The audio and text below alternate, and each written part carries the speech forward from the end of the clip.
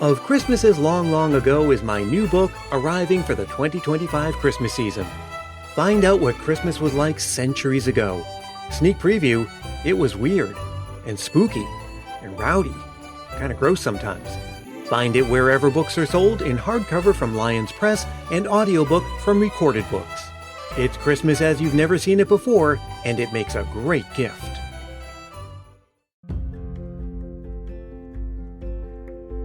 As we say goodbye to January of 2020, let me be among the first to say welcome to February. Welcome to month 2 of the all-new year-round Christmas past, and welcome aboard, because we're getting ready to embark on a new globe-trotting Christmas adventure with our far-flung correspondent Chantelle Joy Otto from allthingschristmas.com. Christmas Around the World is a monthly series where Chantelle and her special guests give us an inside look at the histories and traditions that make Christmas special and unique in the places it's celebrated. And maybe along the way, you'll find inspiration to try something new for yourself this year and beyond. If you haven't heard Chantelle's previous episodes about Japan and Canada, check them out. They're easy to find in your podcast feed because all episode titles in this series begin with the words Christmas Around the World. Now make sure you pack an umbrella for today's trip, and probably a cozy jumper too. That's a sweater to you and me, but not where we're going. Yes, we're headed to the UK, and England specifically, the place that gave us most of the Christmas traditions we practice here today. Even traditions that are German in origin, like the Christmas tree, were popularized in England. There are several episodes of Christmas Past where I touch on the English influence from different angles. Check out the ones about Christmas dinner, Charles Dickens, wrapping paper, and fruitcake, just to name a few. Even though we've taken so many traditions from the UK, there are several that never quite found their footing here in America. So let's dive right in with Chantelle and her guest, Nadine. I'll be back later to wrap things up, but for now, pour yourself some tea to enjoy with some biscuits, and let's learn about Christmas in the UK.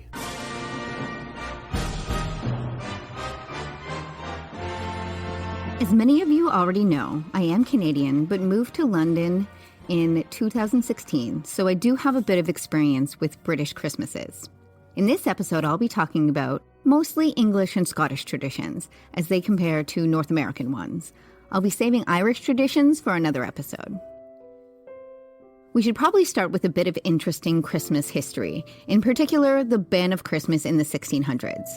If you've listened to the Christmas Past episode, The War on Christmas, you'll already know a bit about this, but here's a quick recap as it relates to Scotland and England. In the 1530s, both Scotland and England split from the Catholic Church and set up their own respective faiths, both of which put a much less emphasis on the holiday of Christmas as a holy day. By the early 1600s, the frivolity associated with celebrating Christmas was so much of a nuisance that both the Scottish and English parliaments struck a ban on public celebrations. You may be familiar with a similar ban by the Puritans in America at the time. The English ban was lifted just a couple of decades later, but the damage was done. It was no longer fashionable to celebrate Christmas, nor was any particular religious significance put on it at the time. It would take a royal public display almost 2 centuries later to re-spark the interest in celebrating Christmas in England. More on that in a second. In Scotland, however, the lackluster interest in Christmas would continue for much longer. This may have been for a couple of reasons. Firstly, their parliamentary ban wasn't lifted until the 1700s. Second, it's because there's a much more emphasis put on the Scottish holiday of Hogmanay, which coincides with New Year's and involves very similar traditions to Christmas, such as feasting and gift-giving. For these reasons, businesses and schools remained open on Christmas Day even into the 1900s. As for England, celebrating Christmas started to come back into fashion in the mid-1800s. It's no mystery that the Victorian era is idolized for its Christmas traditions, and the consensus is that Queen Victoria herself was the driving force behind it. She married Prince Albert, who was German and brought over with him so many amazing Christmas traditions we're familiar with today, like gingerbread and Christmas trees, and possibly even candy canes. So while Charles Dickens, another influential figure in the mid-1800s, sometimes gets credited with inventing Christmas, I personally think that it's Queen Victoria and Prince Albert are more accurately the mother and father of the most well-known English Christmas celebrations. So, now that we're caught up on our history, let's get into some specifics. What makes a British Christmas British? The first difference I would note is the beginning of the holidays. In North America, Halloween is a really big deal, as is American Thanksgiving. Side note, Canadian Thanksgiving takes place before Halloween, so it's less of a hindrance in relation to Christmas. In the UK, Halloween isn't celebrated by many, and there is no Thanksgiving. So, when it comes to starting the holidays, you'll easily see shops and stores start decorating for around late October or early November.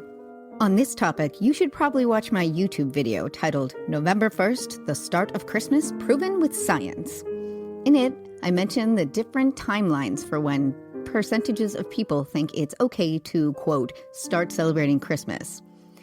In it, I mention that for the most part, after Bonfire Night, the 5th of November, most Brits are on board for decorating, shopping, and generally starting their festivities, which is a huge relief for most of us Christmas nuts who pretty much get on board in the Burr months.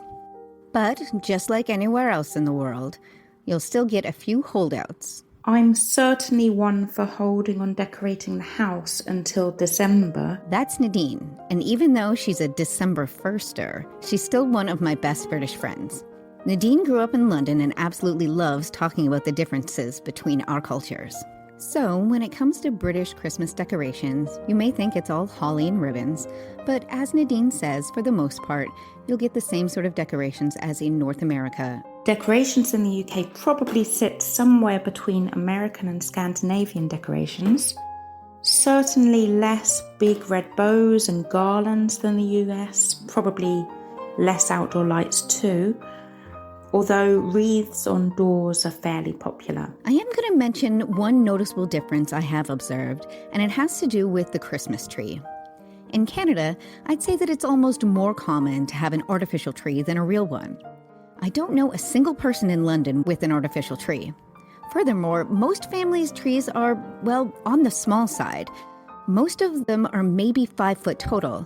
I don't know if this harkens back to the Victorian tradition of tabletop trees, or if it's simply a symptom of living in London, where the largest tree one can get is the one that you can carry home. But in North America, I think we all agree that the size of your tree is determined only by the height of your ceiling. Next up, and maybe the most important bit, food. So on the day, snacks tend to be mince pies, chocolates, nuts, that sort of thing. The main Christmas meal is turkey, stuffing, roast potatoes, Brussels sprouts, other vegetables, probably parsnips and carrots, all with gravy, possibly accompanied by thin sausages or pigs in blankets that's wrapped in bacon. Of course, roast chestnuts and cranberry sauce. Once again, very similar to North America, but there are a couple of hard and fast rules one must follow in order to have a proper British Christmas dinner, all of which Nadine casually mentioned already. First, pigs in blankets. I don't know about America, but in Canada, pigs in blankets are tiny cocktail sausages or hot dogs wrapped in a sort of pastry. Here, they replace the pastry with bacon, and you've got British pigs in blankets. I've only ever seen them available around Christmas time, which is a shame because, yum. Second, roast potatoes. You would not see a mashed potato anywhere near your turkey here, although I am told that Scotland favors mash over roasties for their Christmas dinner. Third, Brussels sprouts. Simply called sprouts here, not to be confused with the stir-fry or alfalfa variety. They're one of the most important aspects of British Christmases. In fact, they're a bit of a mascot for the holiday. At Christmas time, you can find cards, wrapping paper, hats, socks, baubles, and any other manner of decorations in the shape of these adorable little green veggies. This was probably the most unique aspect of Christmas in the UK I didn't know about before moving here. And finally, pudding. Brits use the phrase pudding to mean any kind of dessert, not just, pudding. And so it's no surprise that Christmas pudding isn't a pudding at all, but it's actually a cake. Brian has a blog post on the Christmas Past blog, which outlines the perfect Victorian Christmas dinner, and one of the stars of the meal is the Christmas pudding. Dark, usually ball-shaped, rich cake full of dried fruits, which is steamed for hours and hours. Oh, and if it's lit with brandy? Lit? Yes, lit. Soaked in brandy, lots of it, and lit a flame, this is a very traditional aspect of Christmas in England. And although Christmas pudding, just like its cousin, the fruitcake, isn't to everyone's taste, it's another icon and symbol of the British Christmas traditions. It happens to also be quite common in Canada, along with another dinner treat, the Christmas cracker. Not for eating, this is a cardboard tube filled with a paper hat, a small trinket gift, and a pun-based riddle joke. When you pull the sides, there's a crack of gunpowder, which gives this accessory its name. Each place setting at the dinner table gets one, and they're usually enjoyed right before or after the meal. So let's get to presents then. Who brings them? When I was young, say 2 to 3 decades ago, I think we would say Father Christmas was coming. Now people increasingly say Santa or Santa Claus. Very rarely people will say St. Nicholas. Much more traditional, conjures up an image of a man in a green rather than red suit in some kind of wooded setting. Father Christmas fills up stockings, sometimes on the mantelpiece, usually at the end of the bed, for children that is. He might put 1 or 2 under the tree, but most there are from friends and family. One of the signs that my daughter Lydia is transforming into a British child is that she was very insistent that she place her stocking at the end of her bed this past Christmas. Similar to this is another British tradition which I don't have much experience with, which is Father Christmas or Santa sacks, where children's gifts are left in a sack, usually burlap and sometimes personalized. Honestly, I couldn't find much about this tradition, but do know that it is growing in popularity in North America. We have an extra little tradition in our family where when there are no more presents left under the tree, we replace them with small mini gifts for everyone there that we save for after dinner, and we call those tree presents. And I would always say Merry Christmas.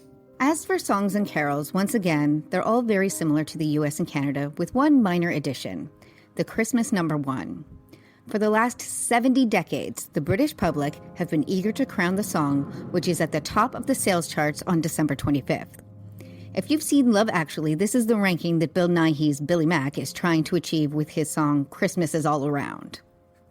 Sometimes, but not always, it's a novelty or Christmas-themed song, possibly the most famous being Do They Know It's Christmas by Band Aid in 1984, and again in 1989.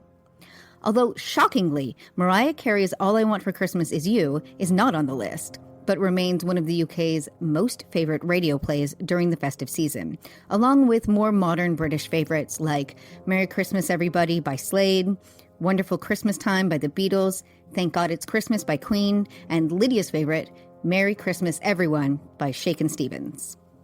The final British tradition worth mentioning is the royal Christmas message. There are very few times of the year when the Queen speaks directly to the whole of the nation, and this is my favorite. The Christmas speech has been a tradition for the British monarch since King George V started doing it in 1932 by radio. The Queen's uncle did it for a couple of years before abdicating, then her father kept on their tradition, and was continued by Elizabeth when she became Queen. The message was moved to television in 1957. Written by the Queen herself, this speech usually touches on political and cultural aspects of the previous year, as well as milestones and anniversaries important to the UK public. So I hope you've learned a little bit about the history and traditions of celebrating Christmas in the United Kingdom. I hope you'll come back again next month, because we're going to be talking about the sunny summer beach Christmas traditions of Australia. Thanks again for listening, and as the Queen would say, Happy Christmas! Now, speaking as an American, I've tried traditional Christmas pudding many times, and it just doesn't do anything for me. Maybe you need to have grown up with it. On the other hand, I didn't grow up with Christmas crackers or mince pies, but now I couldn't imagine Christmas without them. Have you spent time in England? Or have you discovered any traditions from the UK that you've made your own? Chantelle and I would love to hear about it. You can write either or both of us. I'm at christmaspastpodcast@gmail.com, and Chantelle is at email@allthingschristmas.com. And make sure you stay subscribed because, again, Christmas Past is now year-round. I'll be back again around Valentine's Day with another episode, and I don't know, February is feeling like it might be a 3-episode month. maybe 4, who knows? There's so much wonderful stuff I want to share with you, and now that we're year-round, I can. Christmas Past is produced in sunny San Mateo, California by yours truly, Brian Earl. Thanks to Chantelle and her guest Nadine, and thank you for listening. If you're feeling the Christmas spirit, why not help more people discover the show? You can tell a friend about it or leave a review on Apple Podcasts. Both are quick and painless ways to show support for the show, and they help the Christmas family to grow. And if you leave a review, I'll send you a sticker to say thanks. Write me for details. We'll meet again soon, and until then, may your days be merry and bright.